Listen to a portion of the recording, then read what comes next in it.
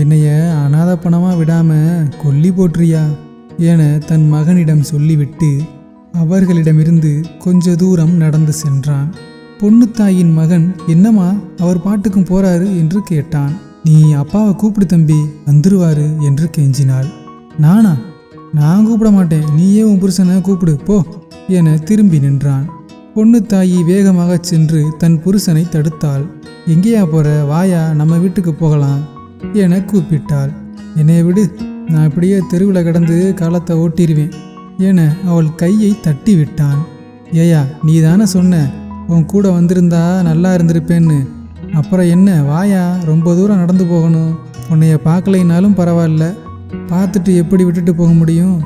என் மனசாட்சி நீ எப்படி இருக்கியோ என்ன பண்ணுறியோன்னு உறுத்திக்கிட்டே இருக்கும். வாயா என தெய்வத்திடம் வரம் கேட்பதைப் போல் 2 கையேந்தி நின்றாள். நீ தான் கூப்பிடுற, உன் மகன் ஒன்றுமே சொல்ல மாட்டான் என கேட்டான். வாங்க வீட்டுக்கு போகலாம் என அவன் கோபத்தை கொஞ்சம் ஆறப்போட்டு அப்பாவை கூப்பிட்டான். மகனும் வாய் திறந்து கூப்பிட்டதால் அவன் மனது மாறியது. அவன் பக்கத்தில் படுத்திருந்த நாய் அவன் அருகே நின்றது. அதை பார்த்து, என் குடும்பம் என்னை தேடி வந்துருச்சு, நான் போறேன், நீ பத்திரமா இரு என்று சொல்லிவிட்டு பொண்ணுத்தாயின் பின்னால் நடக்க ஆரம்பித்தான். தள்ளாடி தள்ளாடி நடந்ததால் அவனை தோள் கொடுத்து தாங்கினாள். தன் அம்மாவுக்கு துணையாக அவள் மகனும் அப்பனுக்கு தோள் கொடுத்தான். தன் மகனும் மனைவியும் தோள் கொடுத்து நடந்தே அழைத்துச் சென்றாலும் அவனுக்கு சந்தோஷத்தின் மிதப்பில் ஊர்வலம் செல்வது போல் இருந்தது. அவனுடன் இருந்த நாயும் அவர்கள் பின்னாலேயே வந்தது. பொண்ணுத்தாயின் மகன் அந்த நாயை விரட்டி விட்டான். ஆனால் அது திரும்பவும் பின்னாலேயே வந்தது. அந்த நாயை விரட்டாதப்பா, அது குட்டியாக இருக்கும்போது தாயை விட்டு பிரிஞ்சு வந்து சுற்றிட்டு இருந்துச்சு.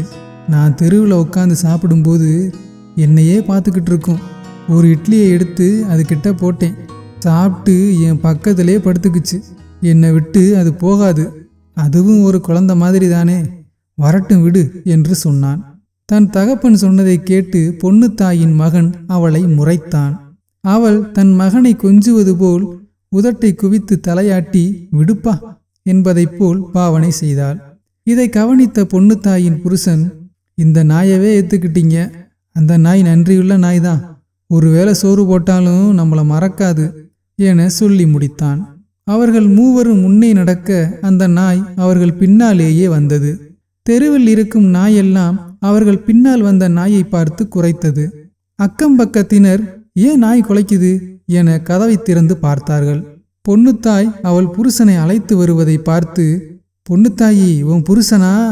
சரி சரி கூட்டிட்டு போ, வீம்பு வீராப்பெல்லாம் குடும்ப வாழ்க்கைக்கு ஒத்து வராது. ஆம்பளை தான் பெரிய ஆளு நினைச்சாலும் பொம்பளை இல்லைன்னா என்ன பண்ண முடியும்? இந்தா என்னைய கட்டினது நான் ஆக்கி போடுற சோத்தை தின்னுட்டு கொழுப்படுத்தி எண்ணெயவே அடிக்க வருது. நாளைக்கு கஞ்சி ஆக்கி ஊறுகாயத்தான் வைக்கணும், அப்பதான் கொழுப்பு அடங்கும் என அந்த பெண் புலம்பி விட்டு வீட்டிற்குள் சென்று கதவடைத்தாள். இதை கேட்ட அந்த பெண்ணின் புருஷன், என்னது கஞ்சி ஆக்கி ஊத்துறியா? ஆமா, நாளைக்கு எங்க அம்மா வீட்டுக்கு போறேன், நீ கஞ்சியை குடிச்சிட்டு கெட. சரி, நீ போறது தான் போறதுக்கு முன்னாடி உன் தங்கச்சி எனக்கு கட்டி வச்சுட்டு போ. உன் முகரக்கட்டைக்கு நான் பத்தாதா, என் தங்கச்சி வேற வேணுமா என்று அவர்களின் வழக்கமான சண்டை தொடர்ந்தது. இது அத்தனையும் பொண்ணுத்தாயும் அவள் மகனும் சிரித்தபடியே கேட்டுக்கொண்டே அவனை கூட்டிச் சென்றார்கள்.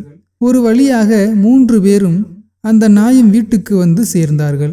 அப்போது மணி சரியாக இரவு 11க்கு மேல் ஆகியிருந்தது. 2 பாய் மட்டும் இருந்ததால் தன் மகனுக்கு ஒரு பாயும் புருஷனுக்கு ஒரு பாயும் விரித்தாள்.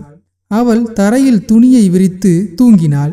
காலையில் எழுந்ததும் வரக்காப்பியை போட்டு தன் மகனுக்கு வைத்துவிட்டு புருஷனை, யோ எந்திரியா, இந்த வரக்காப்பியை குடி என குழந்தையை எழுப்புவதைப் போல் எழுப்பினாள்.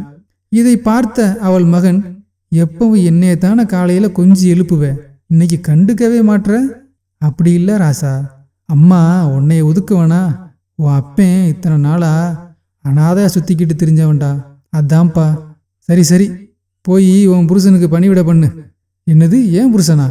அப்பான்னு சொல்லுடா என்று அவனை கண்டித்தாள். அப்பா கிட்ட நல்லா பேசுடா தம்பி என தன் மகனை முட்டுவாயை பிடித்தாள். சரிம்மா, போய் அப்பாவை எழுப்பு என்று அம்மாவின் வார்த்தைக்காக மனம் மாறினான். திரும்பவும் தன் புருஷனை, யோ காப்பி ஆறுதியா, எந்திரியா எந்திரி என சொல்ல கண் முழித்து பார்த்தவன், நேத்து ராத்திரி நடந்ததெல்லாம் மறந்துட்டேன்.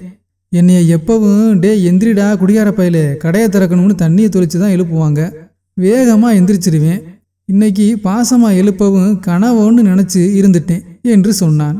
கனவா என பொண்ணுத்தாய் கேட்க, எப்பவும் கனவுல இப்படித்தான் என்னைய நீ எழுப்புவ.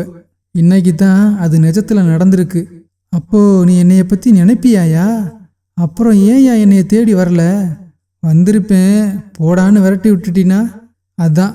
இப்படி தாங்குவேன்னு தெரிஞ்சிருந்தா பொண்டாட்டி பிள்ளைய விட்டுட்டு குடிச்சிட்டா கிடந்திருப்பேன் என அவன் சொன்ன வார்த்தை பொண்ணுத்தாயையும் அவள் மகனையும் வருத்தப்பட வைத்தது. இதன் 5ஆம் பாகம் தொடரும். இந்த கதை உங்களுக்கு பிடித்திருந்தால் தயவு செய்து சப்ஸ்கிரைப் பண்ணுங்க, சப்போர்ட் பண்ணுங்க. நன்றி.